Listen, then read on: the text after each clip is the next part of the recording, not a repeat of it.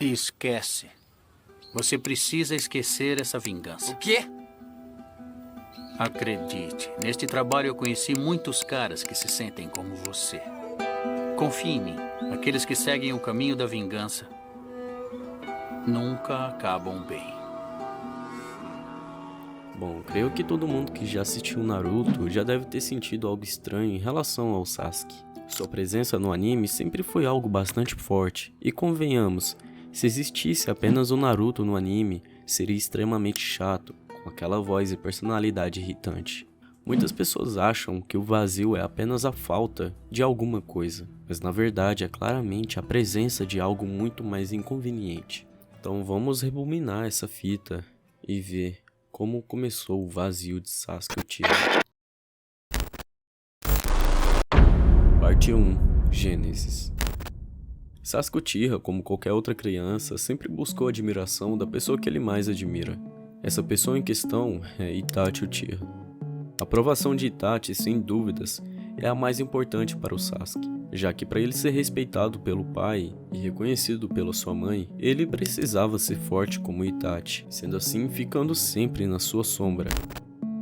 Sem dúvidas, a comparação de seu pai com seu próprio irmão e o distanciamento de Itachi plantaram uma semente de solidão e ego na sua cabeça.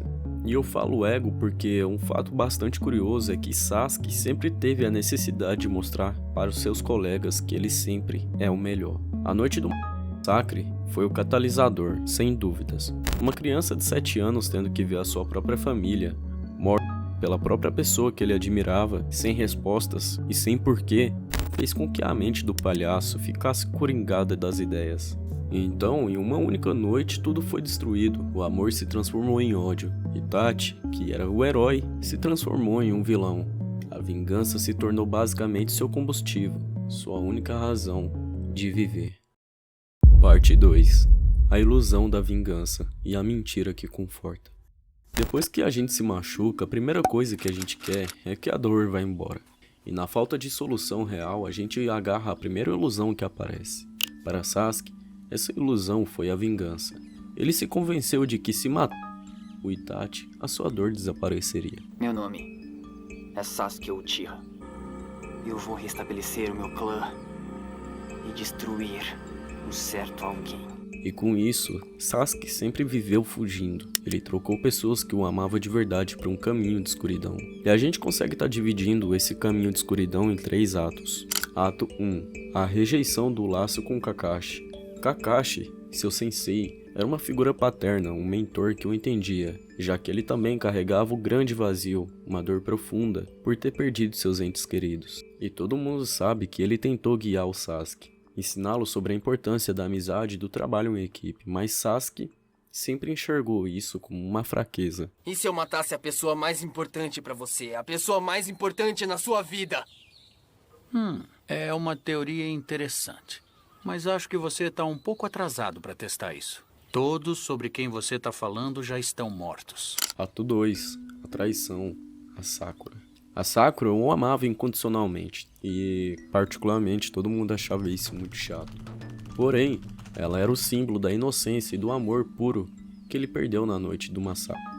O amor de Sakura era como um lembrete constante do que ele estava deixando para trás. Porém, Sasuke viu o amor dela como uma distração. Ele não queria ser amado, ele queria ser temido. O amor para ele era apenas uma fraqueza que o impedia de alcançar o poder absoluto que ele precisava para se vingar. Ato 3. A rivalidade com Naruto. Naruto, sem dúvidas, era o oposto de Sasuke. Ele era a luz, a amizade, o calor humano. A luta no Vale do Fim contra o Naruto não foi apenas um confronto físico, mas um choque entre 2 filosofias. Naruto representava o poder dos laços e do amor, enquanto Sasuke representava o poder da solidão e do ódio. Ele acreditava que a solidão era a única maneira de se proteger do perigo de perder alguém que ele ama.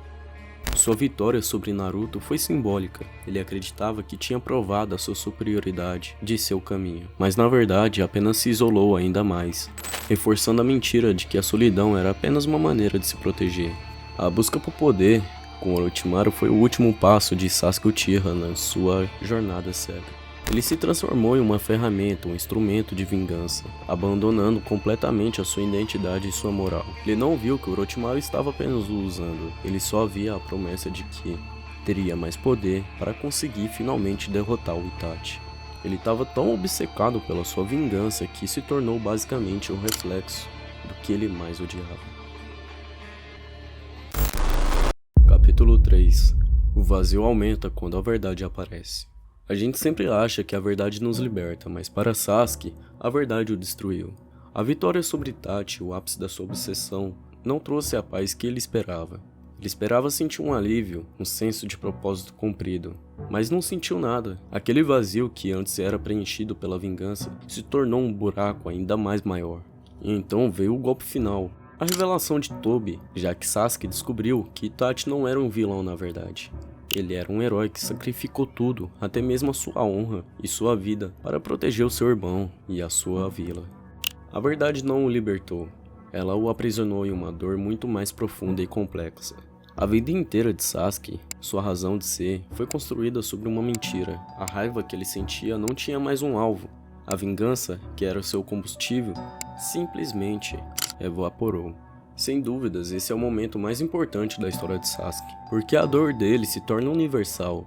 Quando a gente percebe que nossa busca por sucesso, por poder ou pela aprovação de alguém não nos trouxe a felicidade que a gente tanto esperava, a gente se vê na mesma situação de Sasuke. Porém, a diferença é que Sasuke é um pouco mais exagerado, já que o vazio se transformou em uma raiva contra sua própria existência, porque ele não sabia o que fazer com a dor de verdade. Como Itachi morreu e a revelação de seu sacrifício foi à tona, o ódio de Sasuke precisava de um novo alvo, e ele encontrou.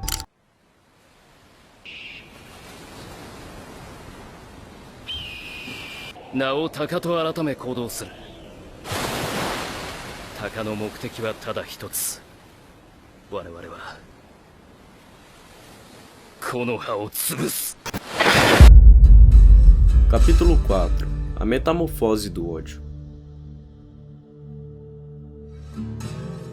Sasuke sem dúvidas é a personificação da maldição que assombra o próprio clã, a maldição do ódio. Essa herança envenenada era um traço psicológico dos Uchihas. Ele sentia um amor tão profundo que quando esse amor era perdido ou traído, ele se transformava em ódio igualmente avassalador. No clímax da Quarta Guerra Ninja, o vazio de Sasuke atingiu seu pico.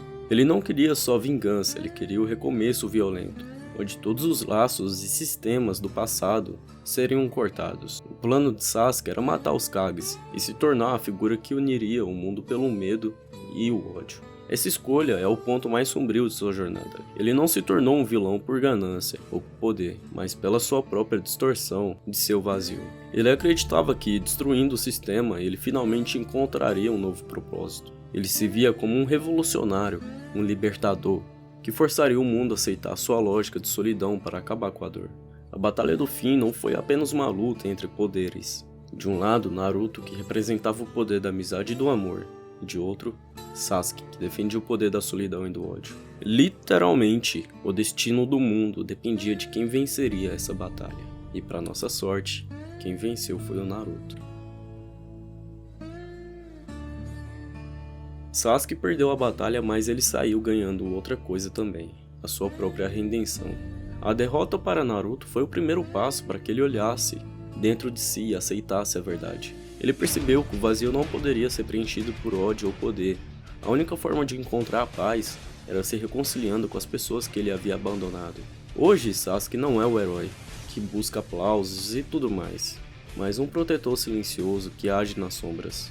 Ele não apaga o seu passado, mas vive com ele, usando como sua força para fazer de um futuro melhor.